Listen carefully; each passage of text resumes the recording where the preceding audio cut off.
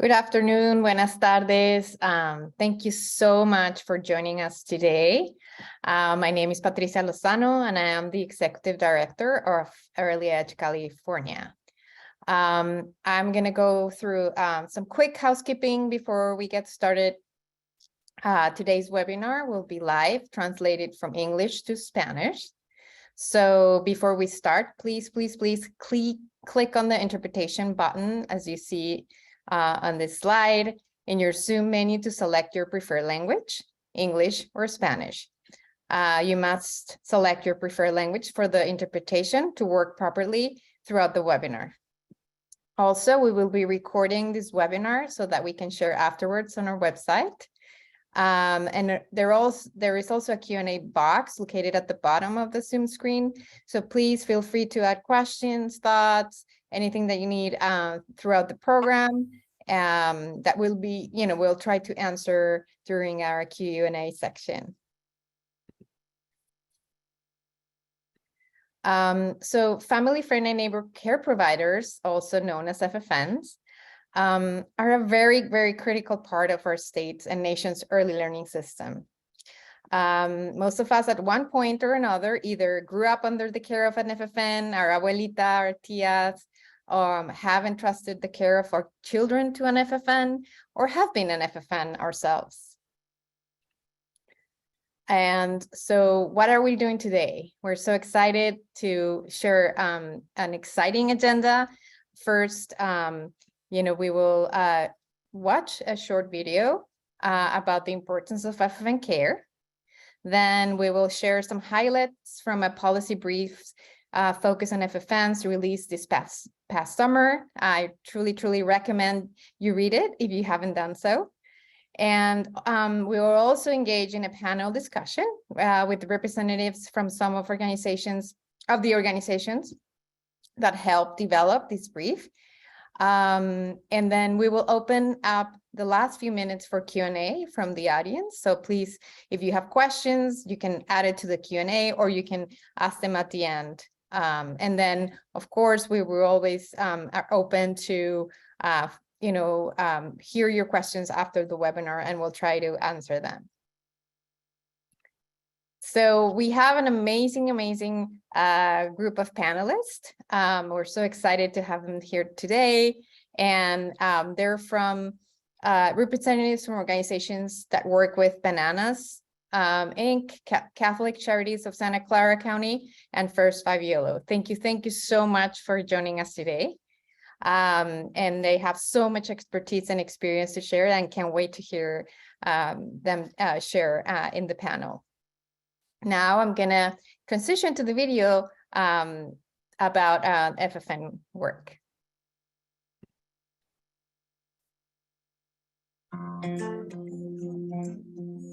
FFN, known as Family, Friend, and Neighbor Care, is a leading source of care for infants and toddlers in the United States.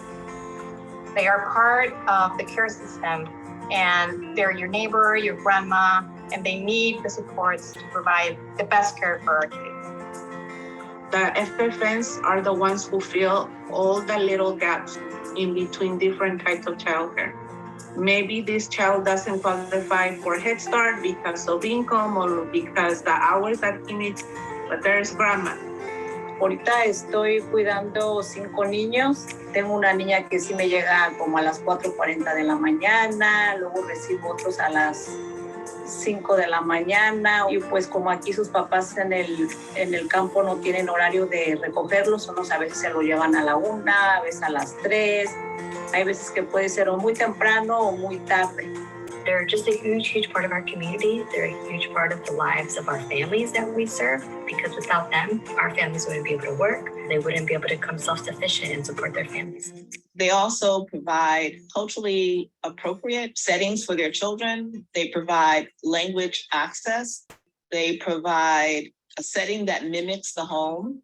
So it really depends on the needs of the family. We don't have a license. We don't have a center, but we do provide our home. We provide our food. We provide everything we possibly can to help. para mí yo siento más responsabilidad que mis propios hijos, porque son hijos de otra persona que están a cargo. FFNs became really important during the pandemic when more formal childcare settings had to close or had very limited enrollment. And this highlights that this should go beyond the pandemic and we should support FFNs as a source for care for families. FFNs can often be left behind because they have not historically been viewed as legitimate providers of childcare. It can be isolated. They don't have other adults to go to or talk to, whether it's just, concerns with their own children that they're taking care of, or also within themselves. I'm the grandma, or sometimes I have to be the nurse. I'm the chauffeur.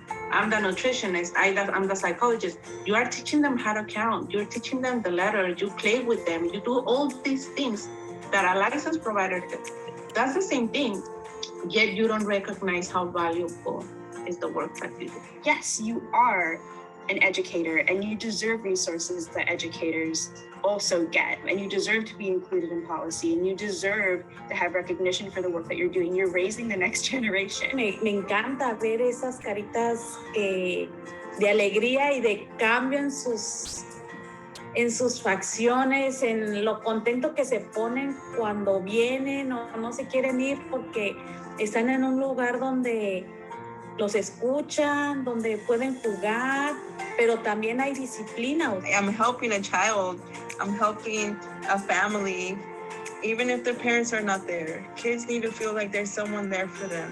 FFN providers are one of the first teachers that our kids will get. So we need to include them, we need to provide resources, and we need to support them so they can really have the tools to provide care for our kids.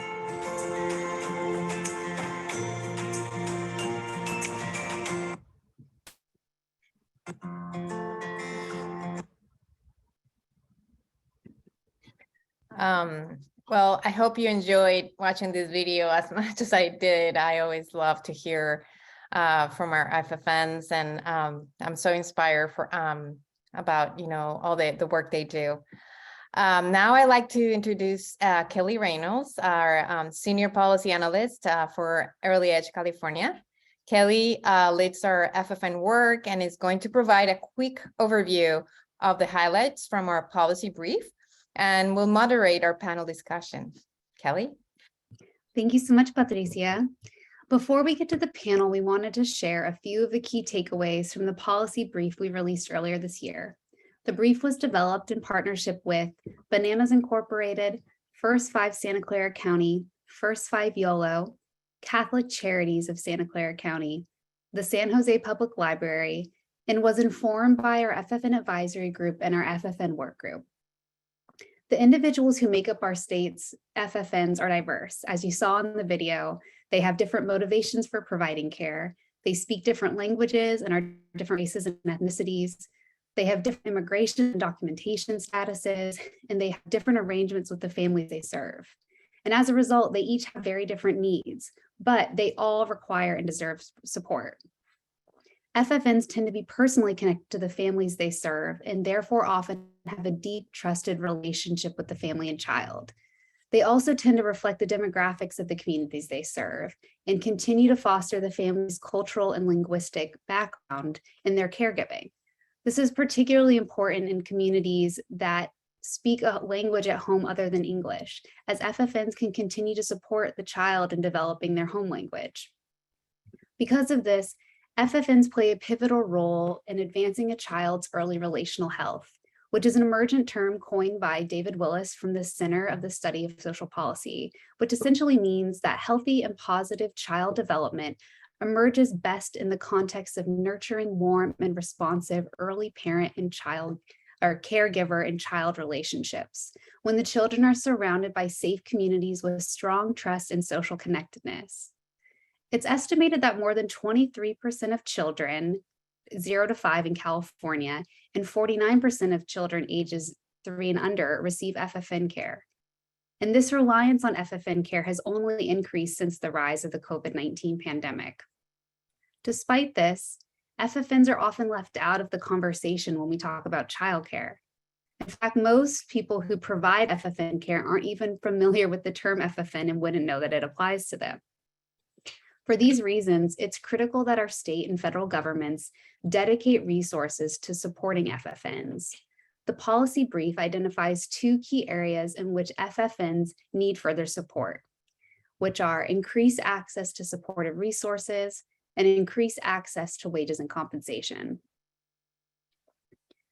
When it comes to accessing supportive resources, FFNs often face many barriers, whether it's a lack of awareness that there may be resources available to them in the first place, or where they could find them, or challenges with participating in these opportunities, such as barriers around cost or childcare or transportation, or general time, lack of time in the day. Those are all barriers that could keep them from participating in these opportunities. To improve FFN access to supportive resources, the brief makes recommendations to fund and support outreach efforts by community-based organizations. This will help ensure that more FFNs are connected to support networks, such as resource and referral networks, libraries, and playgroups. We often hear from FFNs that the first point of contact to any network is through a playgroup that they happen to stumble across, whether by a flyer or through, attending their local library. It's often that initial connection with trying to get the child they provide care for out and about that connects them to an initial network. We also recommend that resources be free. So any resources in professional development or training or playgroup opportunities that are provided to FFNs should be free for them to participate. But in addition to being free, these opportunities need to be additionally combined with infrastructure that incentivizes and cultivates FFN participation. This means providing stipends for participation and helping cover the cost of things like transportation or childcare that could be barriers for them to participate. For our next set of recommendations, we focused on FFN wages and compensation, and we know that there's a lot of work to be done in this area. FFNs often make below minimum wage, and most do not receive state subsidies and have individual arrangements with the families that they serve. To improve FFN wages and compensation, the brief recommends increasing awareness of childcare subsidies for families and providers.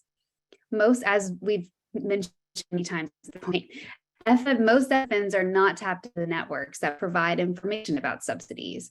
As a result, even if they are serving families that are income eligible for subsidies, they are unaware that it could be an option for them.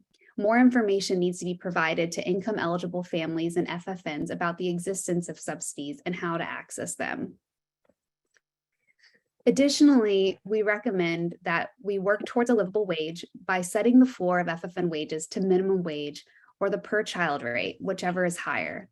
As we previously stated, we know that FFNs often make below minimum wage.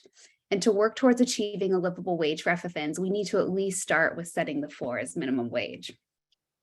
And lastly, as we work to promote more FFNs to receive state subsidies, we want to ensure that subsidies do not negatively impact their eligible for means tested benefits. We don't want to cause harm or jeopardize the benefits that they currently access. And therefore, we recommend developing protections around the subsidies to ensure that the increased income that comes with subsidies does not put the benefits that some FFNs rely upon at risk. As you'll hear from our panelists today, there are organizations throughout the state that provide supportive services to FFNs. These organizations have worked closely in their communities to outreach and form trusted relationships with FFN providers and introduce them to support groups, events, and professional development opportunities that they provide. On our panel today, we have 3 representatives from organizations that work to provide supportive resources to FFNs, and 2 FFNs who are connected to these organizations. Joining us today are Michaela Chant, FFN coordinator for Bananas Incorporated, Keisha Farr, an FFN care provider connected to Bananas programming, Marisol Barahona, program supervisor for the Family Resource Center Initiative at Franklin McKinley's Children Initiative of Catholic Charities of Santa Clara County, Miera Duran, an FFN care provider connected to Catholic Charities of Santa Clara County programming, and Fawn Montagna, a Quality Counts California program officer for First 5 Yolo. If you all want to turn on your cameras and go off mute, we'll start our panel discussion.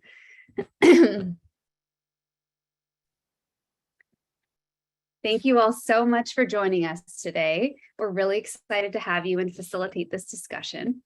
Keisha and Mirieta, I want to start with both of you. Do you mind, Keisha, do you mind putting your video on? Yes, I'm trying. It just keeps saying you cannot start your video. Oh, let me see if I was able to do it. Okay, I think we're good. Okay. Thank you all so much. So before we get started with our panel discussion, I'd love to start with a quick round of introduction. So Keisha and Mirieta, could you please introduce yourselves, share the ages of the children that you care for, and your relationship with the family? Keisha, how about you go first? Okay. Hi, I'm sorry. I was trying to get in some good lighting. Hi, my name is Keisha Clara. I have 5 kids under my care right now. I have an 8-month-old, a 4-year-old, a 2-year-old, which are mine. And I also have a 4-year-old and a 1-year-old who were friends of the family that were recommended to me. They were looking for childcare, and right now it's pretty hard to find childcare. Well, thank you for sharing, and that's great to hear that your care was recommended. Mirieta, would you like to introduce yourself and again share the names or the ages of the kids that you care for and your relationship to the family? Hola, mi nombre es Mireida Durán y cuido a niños usualmente de 0 a 5 años, ya sea de familiares, ya sea de vecinos o de la misma comunidad que tenemos aquí. Algunas veces tengo algunos niños de edades recién nacidos y otras veces de edades más avanzadas, de 3 o de 5 años, según lo que se requiera. Y como se habló de lo económico, a veces tengo unos y a veces tengo otros.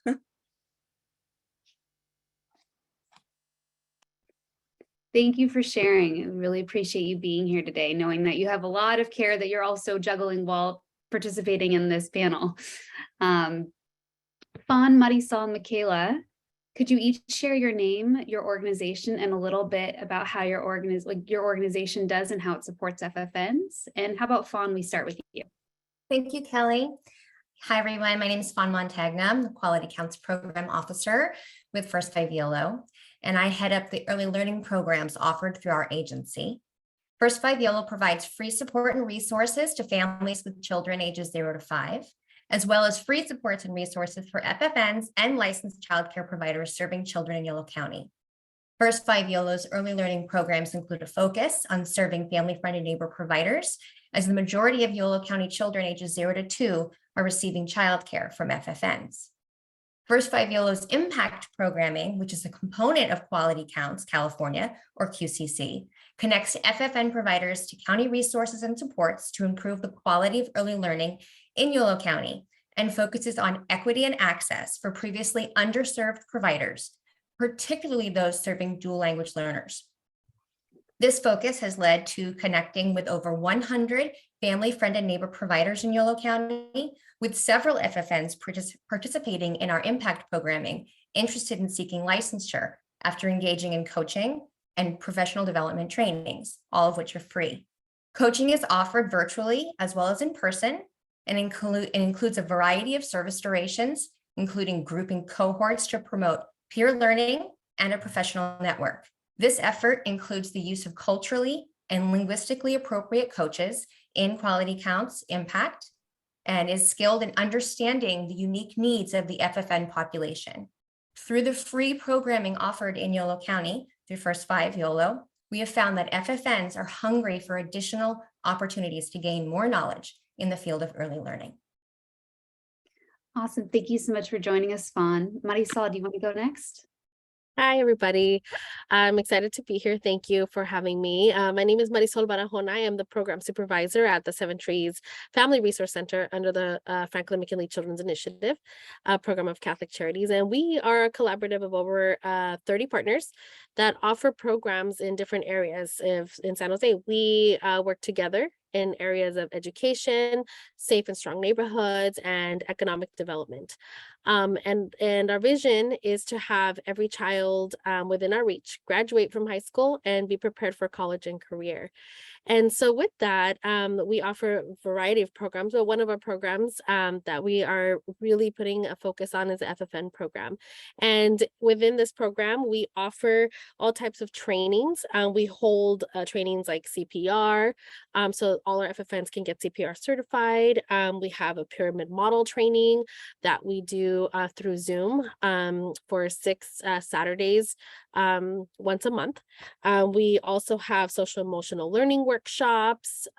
We have nutrition workshops for parents to learn we have a 10 steps to a healthier you class so that caregivers can learn how to provide healthy meals to the children that they care for. And we offer a variety of other supports in person and through phone calls and Zoom and regular check-ins. So our FFN providers can feel supported. Awesome. Well, thank you for sharing a little bit about your work. And Michaela, do you want to go last?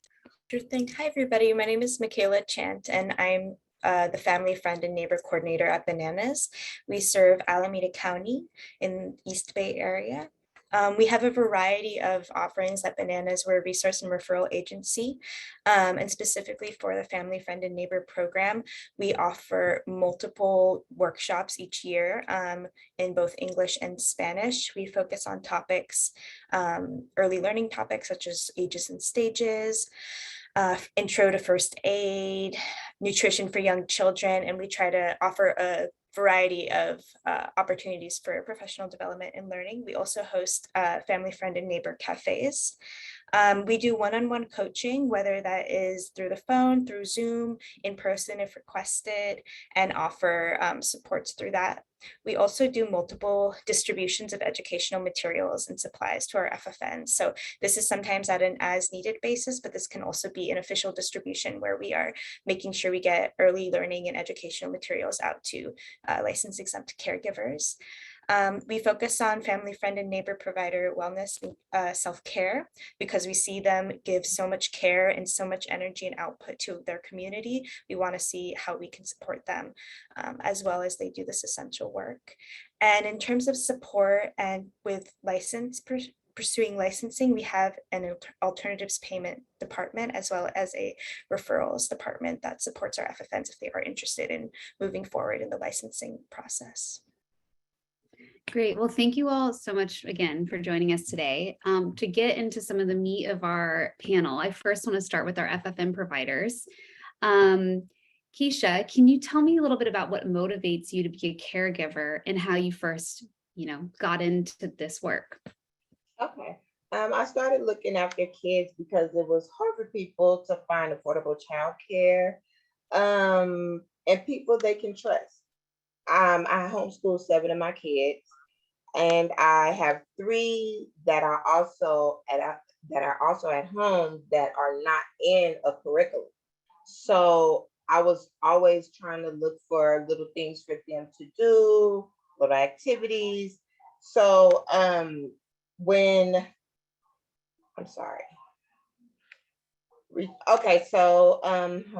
they are not in school. So when family members reached out and asked, can I help? Why not? I love kids. I love working with kids. I love to see their little brains mature. So I found Bananas through a postpartum group meeting I was in. And the biggest thing that the women were talking about were going back to work and their fear for finding childcare and someone, like I said, that they can trust. Me, I'm already at home homeschooling kids and taking care of toddlers. I reach out. I just say, if you can't find anybody, especially, I don't charge. Like I said, I love the kids. I have 10 of my own. So 1, 2, 3 more is not going to make too much of a big difference. So I've been blessed to have someone, you know, say, can you please help them out? You know, so I'm gonna do it. I mean, That's amazing. I'm impressed. I'm impressed that you're like, just add a few more. We got it. That's all Yeah. good. No, that's amazing. And I mean, it really sounds like, you know, given COVID and everything that's happened, like I can only imagine that the reliance on you has increased. So, you know, appreciate the work that you're doing. Mieta, what motivates you to be a caregiver and how did you first get into this work? Primero que nada, yo soy una mamá, tengo un niño de 6 años, entonces yo vi la necesidad que hay tanto en familiares, la comunidad y con lo del COVID que vino a pegar, que vi que había necesidad de encontrar a alguien de más que nada tener la confianza para dejarle a tus hijos porque les estás dejando lo más grande que tienes. Tienes que encontrar a alguien que te dé confianza, que te sea flexible en el horario y más que nada que te ayude lo que más pueda. Y con el entrenamiento que he tenido yo en Caridades Católicas, o sea, creo que las familias empezaron a confiar en mí y los vecinos y fue como yo empecé a hacer esto. Gracias. That makes a lot of sense. I mean, I think the key thing we're hearing from both of you is trust is the underlying, you know, dynamic of this relationship of how you first are connected to the families that you're serving. Keisha, you talked a little bit about this, but can you tell us more about how you first got connected to Bananas and what, you know, what programs did you first participate in and find most helpful in supporting your work? Okay, I'm fairly new to Bananas still. So I was, like I said, I was in a postpartum group meeting and I hear Bananas all the time. I hear that they help the community a lot. I mean, whether it's giving out free diapers, whether it's giving out anything. Like I said, I called them on a fluke just to see if they can help me out. I needed some school materials for the little kids because like I said, my older ones, they have curriculum. Then I have the new kids coming in. I don't want to just sit down and watch TV all day. I mean, I want to start learning some numbers, some letters. I reached out and Michaela was such a help. She was God sent to me. She set me up for a while. Like I have a 2-year-old. She know her number. She can count to 10. She know her colors. She know her shapes. When I tell you that Bananas helped me, they helped me. And I don't know what to tell you how to do it, but just to ask. And that's what I did. I just reached out and I just asked for the help. And you don't know what someone can do for you until you ask. Mm-hmm. What programs of Bananas, you know, you touched about this a little bit, you know, supporting with materials and things like that. Is there a particular program that you find the most beneficial in some of the work that you're doing or just in general, like having them as a resource has just been, you know? Just having them as a resource, like you said, has been helpful. Me linking up with Michaela for the FFN was a bonus. I mean, it pushed me over to help these kids. Like I said, just to see their little brains mature, like them knowing, mind you, they can't talk, some of them. And just to be able to get them with these materials and to help them in the diapers. Some of the parents can't afford diapers. And so when they bringing them to me, you know, I got these extra diapers on hand. So I can help them out with not having to bring so much. Because like I said, they can't barely afford for the childcare. So, yeah. Thank you for sharing about that. Mieta, what has been the most challenging part of, you know, being a caregiver? And how has Catholic Charities been able to support you in overcoming some of those challenges? Lo más difícil como cuidadora ha sido cuando tienes un niño nuevo y empieza a llorar y empiezas y sabes que aún no tienes la conexión con él y es un reto muy grande y es donde yo voy y me voy con mis proveedoras de Caridades Católicas y les comento, tengo un niño así, así, luego me dan estrategias, me dan ideas que puedo hacer, trabajar con ellos para tratar de hacer la conexión lo más rápido posible con los niños para tener esa armonía, tener ese contacto con ellos y saber que ya sea que les guste la música o ya sea que les guste un libro o ya sea que cada niño es diferente y cada niño tienes que buscarle cómo hacer la conexión con ellos. Y ellas me han ayudado mucho, cualquier cosa. Estoy igual que aquí dijo la compañera Keisha, o sea, es una bendición y yo estoy muy, muy agradecida con ellas porque nos han ayudado mucho con mi niño de 6 años. Yo tuve muchas conocimiento y he aprendido demasiado. Por eso es que estoy haciendo esto, porque estoy agradecida con ellos y porque me encanta. Gracias. No, thank you. That's great. As a mom of a 9-month-old who currently does FFN care, but is going to be putting my child in daycare probably in a few months, I'm nervous about that first transition of putting them. So it's great to hear, you know, that you feel that you have that support to help you develop that relationship with the child, because that's so hard for parents and caregivers in that situation when a child starts crying and it's all new. So that's really wonderful. So now I'm going to switch it over to some of the organizations that support, you know, you as FFNs. Marisol, I will start with you. How does Catholic Charities conduct outreach to FFNs, knowing that it can be so challenging to even reach FFNs in the first place? So what have you found to be some of the most successful tactics, and what programming have you found to be some of the most popular? Yeah, so we do outreach to everyone in the community. And the way that we do it is through direct outreach during our in-person programming. We talk about what the program is. We ask people if they would be interested in it, and then we take their information down, and then we talk to them in more detail, right, if they are interested in it. We also send out communication through our district website, the school district that we work with, in the surrounding school districts, newsletters to families, also through our different partners like the libraries, community centers, and of course social media, right? Everybody's on social media. So we use it as best as we can. But our best form of outreach is through the FFNs themselves. They are our best recruiters. They share their experiences and they talk about what they've learned and the benefits of being part of the FFN network. They talk to their neighbors and they say, hey, like, do you take care of kids? Our volunteers and our FFNs are our best recruiters for everything, for our programs, all the programs that we have, but definitely for this one, because they gain the experience, they love it, and then we just really rely on their expertise and their connection to the community. And so we host a lot of programs here for parents and children, but some of our most popular programs are the ones that encourage positive interactions between caregiver and child, whether it's art, music, dance, other activities, maybe events and things like that. Caregivers love it. And many FFNs are part of these classes because it allows them to be able to bring the kids that are under their care to the classes, and they get to enjoy that interaction, not just with the child they're caring for, but also with other FFNs and other parents. And it just creates a feeling of community. So our most popular classes are that, where they can just connect with the child and connect with each other. And it also helps them provide quality care for the children that they care for.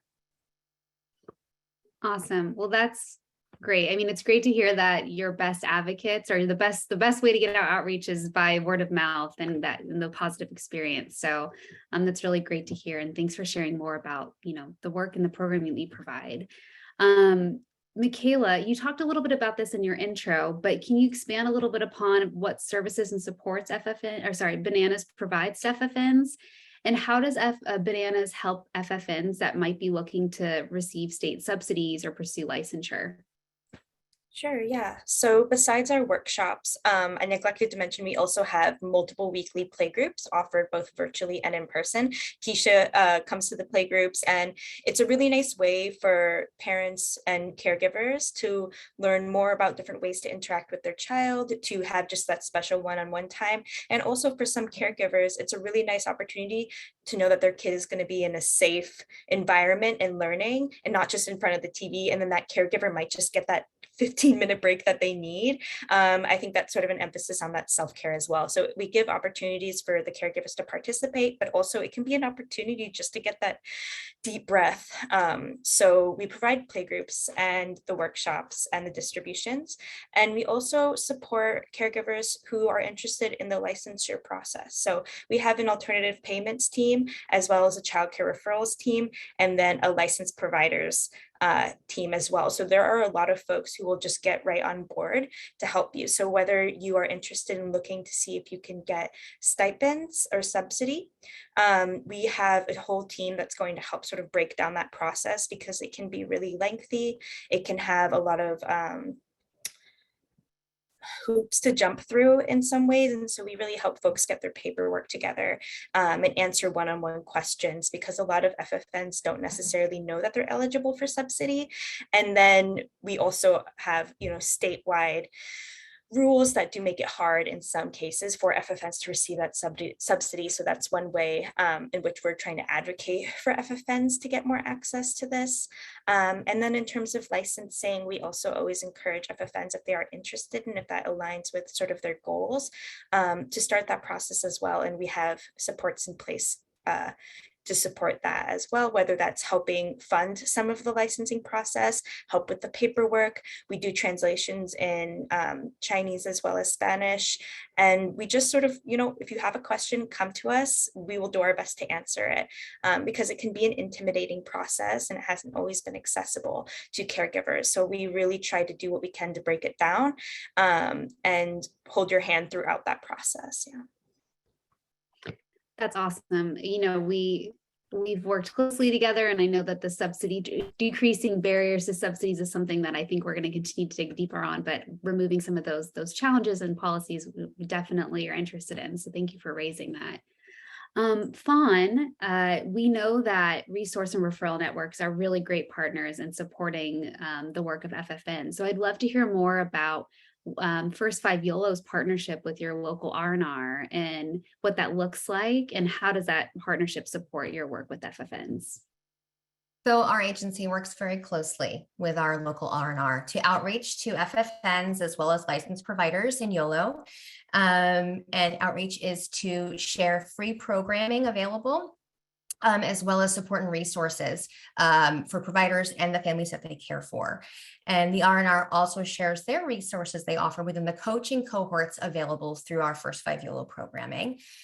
And recently, First 5 Yolo received American Rescue Plan Act funds from the County of Yolo to support Yolo County child care providers recover from the COVID-19 pandemic and provide infrastructure supports to increase child care capacity in Yolo County. And we've partnered with the local R&R to support this effort.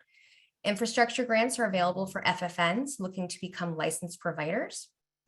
And we've partnered with the R&R to provide outreach, technical assistance, and language support as well, including the administration of the infrastructure grants for FFNs.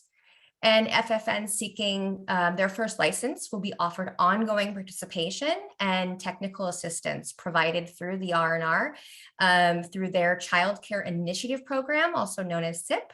And this program supports prospective family child care providers through training and curriculum as they navigate the path to licensure. First 5 Yolo and the local R&R recently hosted a webinar in English and Spanish with Russian and Farsi language support available for providers interested in applying for the grants offered through the Yolo County Child Care Recovery Package. Awesome. Thanks so much for sharing about that. Before I turn it back over to our FFNs, I want to ask each of you the same question, which is, what do you think would help support an organization's capacity to outreach to FFNs? Is that further investment? Is that more staff? What do you think would really successful outreach to FFNs would look like? And Marisol, I'll kick it over to you first.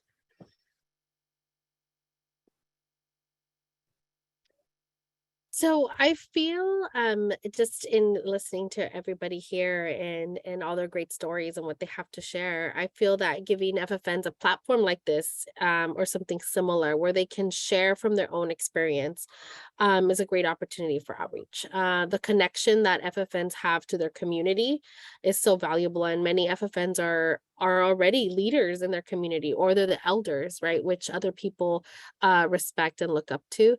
So it would be great to just be able to talk about like what they already do, what they've learned, what is an FFN, right? Earlier, somebody said some people are FFNs and don't even know the term FFN, right? So I think like even just learning about, you care for a child, that's a valuable job. And I think that hasn't been done enough. And so I think even just that, right? Like teaching people about what the program is and what the value is in it, and then letting FFNs be able to share their experience and connect with others. Awesome. Totally agree with everything you said. Fawn, do you want to go next? Sure. So as I had stated earlier, First 5 Yolo has had a lot of success with partnering with their local R&R for outreach. We also have had huge success in partnering with our local family resource centers to provide outreach to FFNs.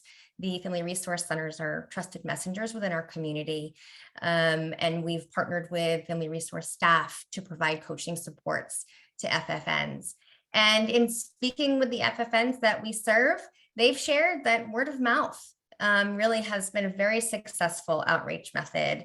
And FFNs are very excited about sharing the work and the learning that's happening within their community. Absolutely. That makes a lot of sense to me. Michaela, anything you would add to this? Yeah, I mean, I absolutely echo what Fawn and Marisol were saying. I definitely think word of mouth is the biggest way to get folks alerted about this, and also, yeah, putting folks on a platform and really recognizing that, especially before, but especially during the pandemic, FFNs really stepped up as essential caregivers and are still doing that work and have been doing that work, and are also historically underpaid and under-recognized. So I think also making sure that when we are offering workshops, opportunities for FFNs to also make it worth their time, right? So we want to really make sure we are showing that we value your time, we value the work and the energy that you're putting in to come to this workshop tonight. It's 6 p.m., but you've been working since 6 a.m. We want to make it worth your time and show you that we're grateful, and we recognize you as educators, and we recognize you as sophisticated forms of childcare. So I think that's a huge one for sure. Yeah, thank you for elevating that. I think that that's a huge point to underscore, and what we talk about in the brief, which is, it's not just about providing these opportunities, but really making it accessible. And that's, incentives and stipends and care and all of the things that really make it so they can benefit and not just feel like another thing that they have to do on top of everything else that they're already doing in their lives, which is a lot. So I'm going to turn it back over to our FFNs that are joining us today. So Keisha, as an FFN provider, what strategies do you think are most successful in outreaching to FFNs that might not be aware of these services or programs? I know we've heard that word of mouth is obviously the best thing that you can hear, but if you were an FFN not connected to any of the support that Bananas provides, what would be the best way to get in touch with you to be connected in the first place? I think, like you guys were saying, the word of mouth, because like I said, I was in a postpartum group meeting and heard about Bananas and all the resources that I can get from them. And like the boutique, they had the in-person boutique, which went to virtual. So it's like none of their services were stopped, even through the pandemic, when it was hard to get to people to get help. Bananas was there. Even though their doors was closed, the people were still there for us. And I think the point you're talking about too, about you were first connected through a postpartum support. So it's how are we meeting people where they're at, which is, I just had a baby and I need these help. So how can we meet you where you're at? I think that's an important point to underscore. And Marieta, what would you like to see more of? You know, we've heard about how Catholic Charities has been really supportive of you, but what are things that you think you and other FFNs that are your network could be would continue to benefit from, and how would you like that information provided to you? Is it in-person opportunities? Is it more Zoom or virtual meetings? What would you like to see more of in terms of support?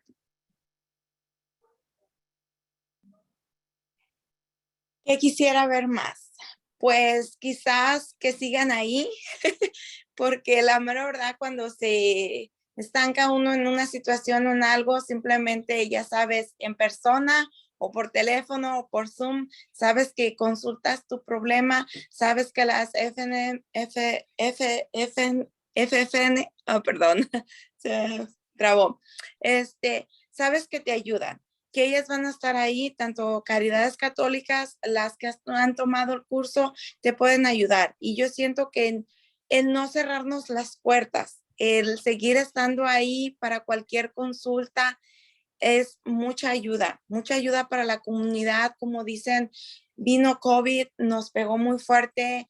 Vimos la necesidad que había como familias, que sabemos que algunas comunidades no ganan lo suficiente para pagar un lugar donde les cuiden su niño o se cierran los daycares. Vimos esa necesidad tan grande.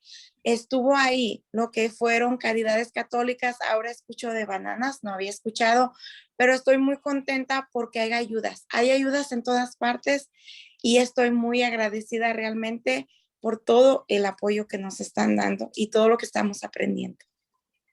Gracias. Thank you so much. Well, I'm going to turn now to the Q&A and just look to see what questions have come up so far and see.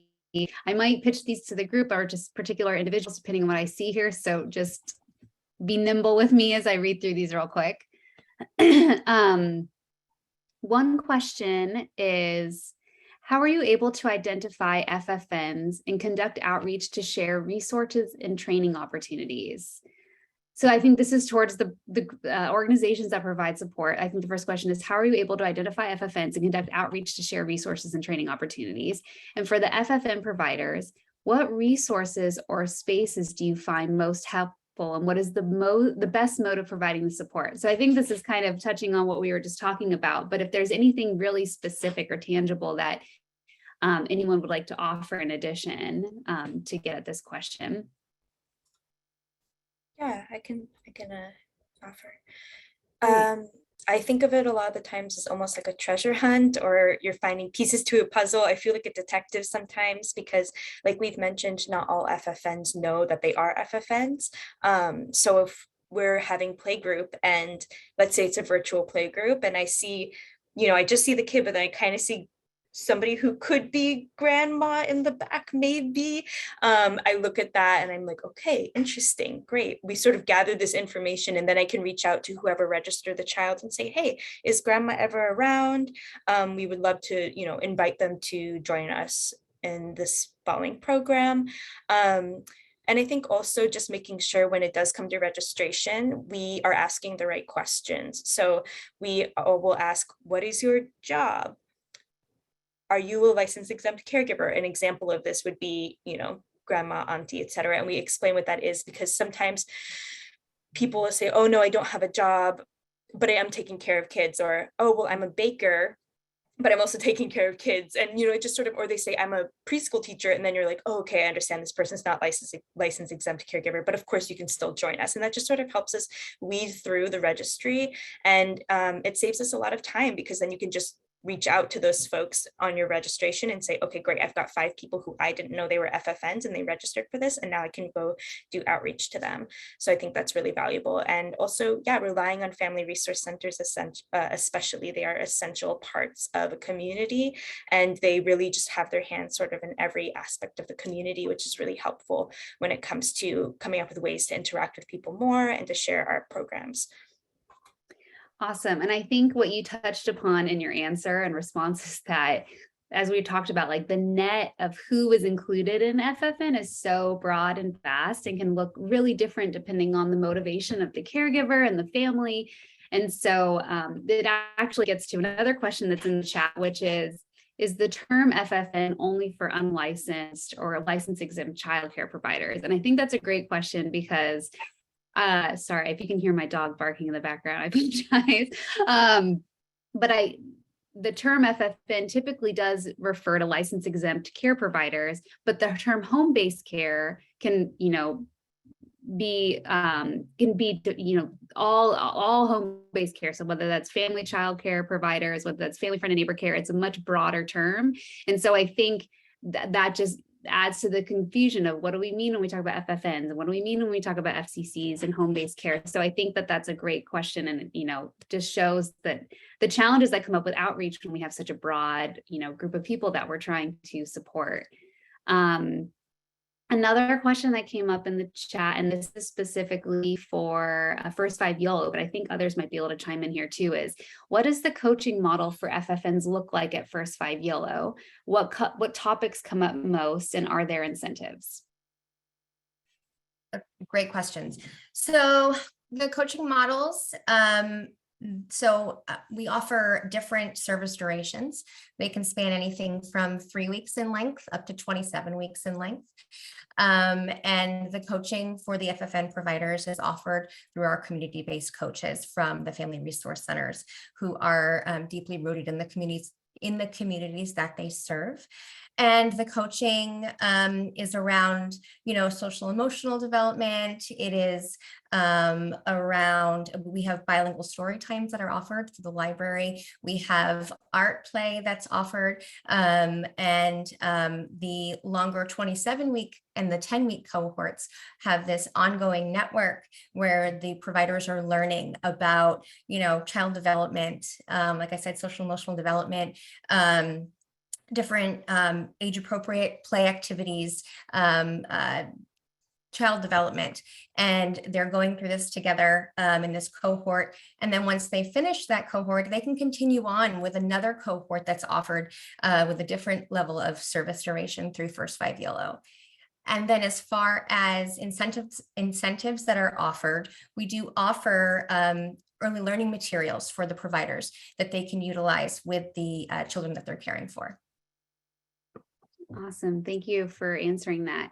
Another question that's in the chat is asked, I think it's geared towards us, which is, are you encouraging FFNs providers to get their license? Which I would say, we're not encouraging anyone to do anything that they don't want to do. So only if it makes sense for the FFN and they're interested in doing something like getting their license to expand their business, would we be supportive. And I think we're always supporting opportunities for FFNs that want to pursue that. But and then the second follow-up to that was, how do they apply for assistance in getting a license? So as was mentioned earlier, there is the SIP program, that is a state program that is done through the R&Rs that provides a lot of support for any individuals that are interested in pursuing licensure.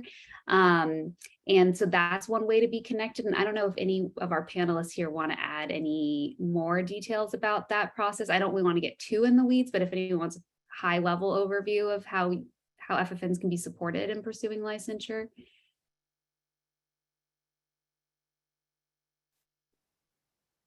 Or I know we kind of talked about it earlier. If we want to move on from that question too, we can probably follow up offline about that. But essentially, there are supportive services out there for FFNs that are interested in pursuing licensure, but only if it's something that they're interested in pursuing.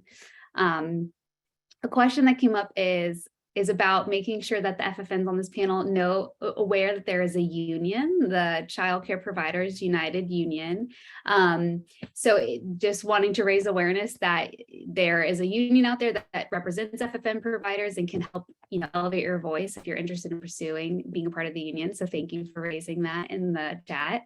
Another question is, are there popular professional development topics that programs find are a need or want for FFNs? Maybe I can toss that to our FFNs first. Are there particular training topics that are particularly interesting to you? I think we heard about how do we, be responsive to developing a relationship with new children. Is there anything else that you'd want to elevate as something that is a particular want or need? Keisha, I'll kick it over to you first. Also the nutrition, you know, feeding the kids very healthy and also giving the same information to the parents. So when the kids go home, it won't be so much of a, when they come back to me, we back home wanting chips and candy when I'm giving celery sticks and carrots and, you know, healthy stuff. So I want to be able to inform the parents on why it's better to feed the kids not so much juice, instead of me seeming like I'm being judgmental. Yeah. No, thanks for sharing. And Mieta, is there anything that you know, are there particular training topics that you find are a need or want for FFNs?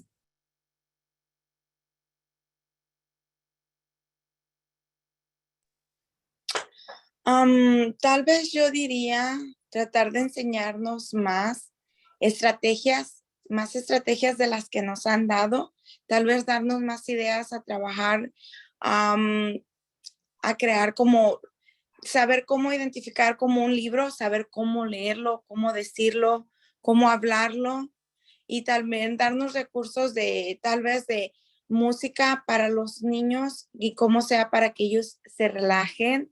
Me gustó mucho lo que mencionó Keisha de lo de nutrición, también se me hace muy interesante porque tenemos variedad de niños, culturas y todo, y a veces la comida es un tema donde tienes que trabajar un poco más, ya, pero pienso que eso tal vez lo que es estrategias para saber leerles mejor y música para incluirles más a los niños y actividades para hacer con ellos también. A veces necesita uno un poco de ideas. Tal vez si nos reuniéramos las mamás que hemos tomado las FFN y otras mamás que no, y trabajáramos y habláramos, nos compartiéramos ideas de todas. Digo, sí, es una idea. Yes, no, I think, thank you for sharing. I think that's great. I think something that we haven't talked a ton about, but I know is elevated a lot, is the peer mentorship aspect of these works and being connected to other caregivers that you can, you know, learn from each other and also have as like a supportive network to, you know, when days are hard or when days are great, you have that, you know, that connection and bond. The last question that I'm seeing in the chat that I think, you know, anyone could answer, but I'm going to toss it over to Marisol, which is there an age range of children cared for by an FFN? Is it only infants, toddlers, and preschool age, or does it include school age children for before and after school care as well? Do you want to take a stab at that? Yeah. So ultimately it does cover everybody, right? Because there's caregivers have kids that they have to drop off at school and then pick up after school. And so the idea here is to have the tools to be able to care for all ages. And what can you do at home with these children that is going to be productive, that is going to be, like you just said, not just throwing them in front of a TV or, you know, feeding them healthy meals and all that. So it does cover all ages of stages of development, right? Some kids you might have all day, some kids you may only have for a couple hours after school, but you still have to connect with that child. You still have to have something for the child to do. You still have to show that child care and love and affection. Like it's still, all that still has to happen, even if the child is 8 or 1.